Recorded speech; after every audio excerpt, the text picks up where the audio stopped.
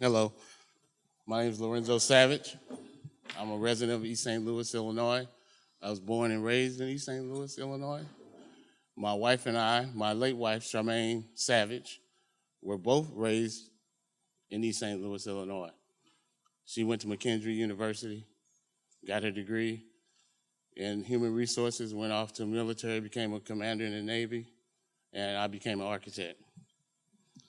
And we're talking about housing discrimination. Well, I can tell you that when we moved back home here in 2001, I used to get off on Greenmount Road every day because we lived in Chanot Place, which is a neighborhood right across from Belleville East. When we purchased a home, before we moved in it, this is 2001, someone broke the window and peed in my dining room and defecated. And I have strong belief that it was my next door neighbor, soon to be my short-term, next door neighbor. But I'm happy to say that I'm an East St. Louis resident right now. I chose to move back to our city, me and my wife, because we felt like we need to be the change that needs to happen in our city, because we do not value our own land, let alone let someone else tell you what our land is valued at. We have people who work in our city, claim to live in the city, in leadership positions, who do not live in the city, and it's illegal to be a council person or on the school board, and you do not reside in the city of East St. Louis, and this is the issue. Because when I was coming up, my calculus teacher, Mr. Coleman, lived on 82nd Street. I lived on 83rd Street. He gave me a ride home when I didn't have bus fare. Or my English teacher, or my math counselor, Miss Lewis, Benny Lewis' wife. I remember riding in her long Eldorado, big red Eldorado, and she gave me and my brother and sister a ride to Lucas Elementary School. And we had those leaders in our community who were there to be an example for some of us who didn't always have one. And I'm proud to say my mom was one. She was able to go back to school and get her degree in sociology at SIU Edwardsville, a great school. Anyone who lives in East St. Louis can go to SIU Edwardsville for free if their parents make less than $100,000. And that's pretty much everyone in the city, mostly that I know of. But we have to have the people who work in our city live in our city. And I understand it can't be everybody, but when we have our money leaving our city every day, my tax dollars, and I see these fancy cars that are leaving the parking lot of the District 189 and City Hall and the Housing Authority. I think Pope Francis said, hey, if you're going to be a shepherd, you need to smell like the sheep.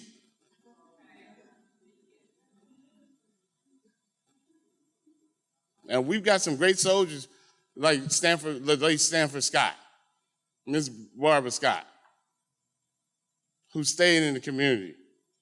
Dr. Parks, Alvin Parks, people who stayed and held up the banner for us. And I was just at Clark Middle School, and it's a mess. These kids have no idea of what they're getting ready to get into. And I just have to believe that it's because we do not have representation. We do not have the people valuing our land. The only people value it, the people who are craving it, who are taking it.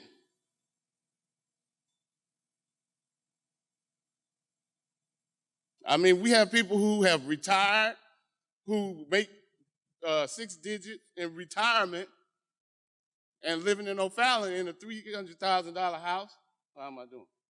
In a $300,000 house, paying $8,000 in taxes. I pay $2,000. But my tax is too high. He said, your tax is too high. Come home. If you work here, you need to come home. And if you're a part of the leadership and you claim to live here, move back. So I won't have to call you out next year. My name is Devon Moody, and I'm a proud proud product of District 189 in East St. Louis. My children also are products of School District 189 as well. I'm here to talk about unjust law system. And for the first thing I wanted to say is that the law was never created in this country to protect anybody that looked like me. I proudly stand here as the granddaughter of Vester Suggs Smith, one of the third families to settle in the fireworks station area. I'm the daughter of a cobbler and a cosmetologist. I tell people all the time that I'm mixed because my dad is from St. Louis and my mom grew up in East St. Louis. My mother was a proud member of CORE as a teenager. She protested and did sit-ins at Woolworth when they wouldn't allow for people like us to eat at the counters.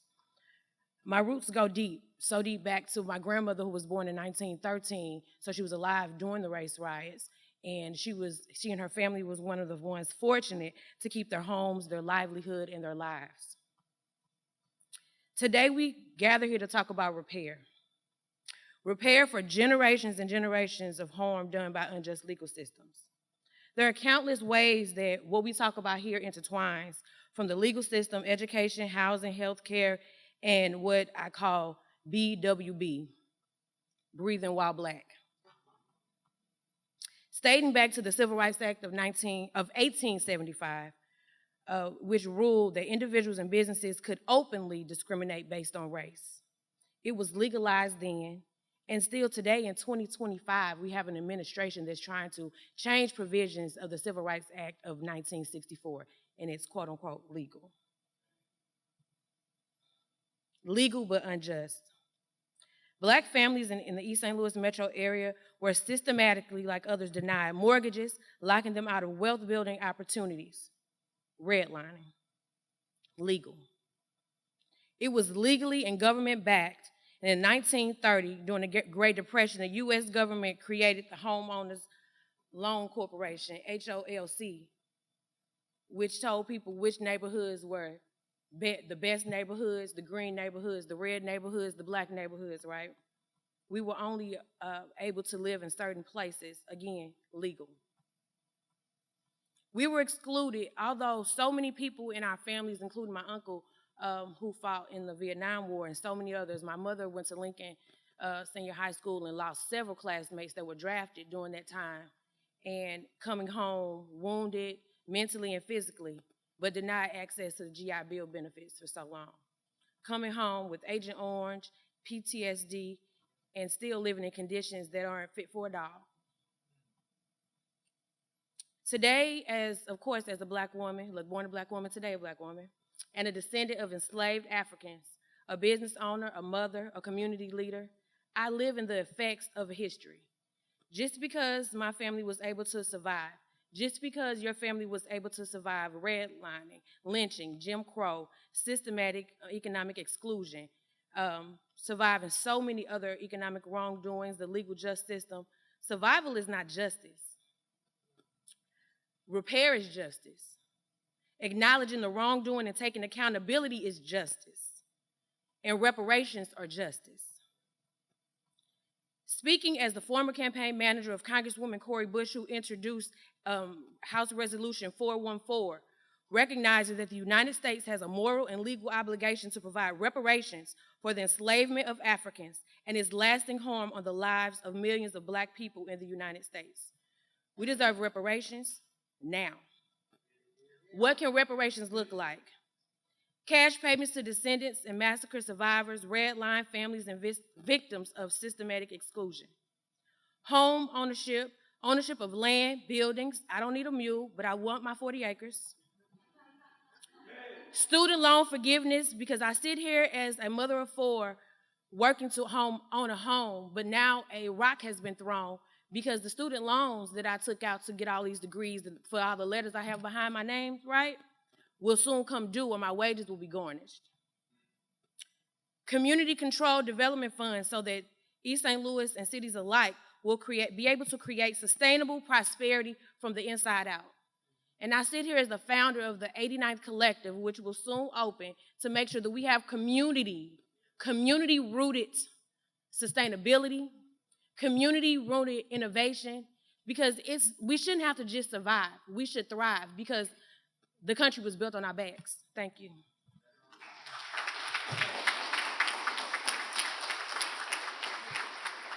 Good morning. I want to piggyback off Ms. LeCompte. She's already smiling. Representation and participation. I want to call out our parents. I do.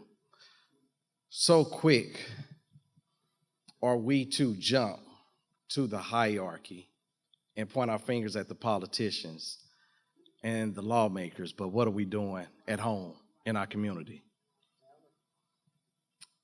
I don't want to just hear your voice, I want to see your face. You're right, Ms. LeCompte, we do speak very well. We write good. But when it comes to us being present, we are far from being great. There are times in the community, and I am also the VP of a grassroots org, CDSS. Our president, Stephanie Taylor, and our staff is over there in the corner. During the times that our school district hosts these different mom and dad celebratory events, Ms. Taylor fusses at me. She says, hey, you can't be everybody. You can't be everywhere. Because at any given time, we have at least 10 to 15 students that want to participate, but they don't have a parent or guardian present. How dare I talk about your yard when my yard is just as dirty? So we want our parents to step up and become an active voice. Again, to be seen, not just heard. This isn't social media. This is your child. This isn't gossip. This is knowledge we're speaking about. We have to make a difference. We have to be present. And no, I'm not taking anything, for granted. I am not going to give our government officials any slack, because when you look at it too, underserved communities receive, at best, sometimes 60% less than middle class and modernized communities. Yes, they do. But back to the point that I'm making, they state that it's because we are to receive revenue from our local communities, our residents, and as Mr. Williams said earlier, the housing market is a funding source. But when you look at communities like East St. Louis, Colquitt, they're constructed of flat land, vacant buildings, excuse my language, prostitutes. Where do I suppose to get the tax money from? I can't walk up to the pimp. Most definitely cannot go to the local drug dealer, and most of our companies are barely surviving. Now, I do understand that we have a responsibility of sustaining our own community, but up until we are back to that level, we do need the same support, the same guidance, the same love, the same acknowledgement as they give the middle class. Because our children are just as precious, just as valuable, and just as knowledgeable. Ms. LeCompte was one of my teachers. She was very hard on me. Matter of fact, I won the Scholar Quiz Championship for Ms. Peggy LeCompte. You're welcome. Went on to get 3 degrees. So let's not be deterred by the fact this funding source is totally different. There's a big disparity, and it does not mean that we cannot be champions, we cannot be kings, we cannot be queens. That we are. But I am not ignorant to the fact that it does make a difference, because as my brother, Mr. Parks, said, there's a big difference between staying in this flat land where I can barely get a signal, opposed to this middle-class community that has the fiber optics. Big difference. You want me to Google something when my phone doesn't even work, doesn't function properly. You want me to study when I don't even have a monitor to even look at. As a matter of fact, you want me to hold my head up high when my mom and dad doesn't even tell me that they love me. I was speaking to a couple of superintendents. Now, we are great at doing a 5 essential survey lately. We are above the state margin in the East St. Louis area, just about average 25%. I want to give them their recognition.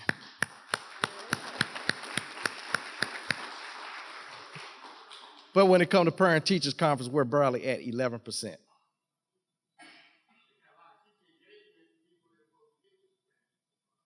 Yeah. They do. But regardless to what they make, Mr. Savage, as a parent, beat her. I get that. That's a different conversation for me. We can talk about it later. I'm calling the parents out right now.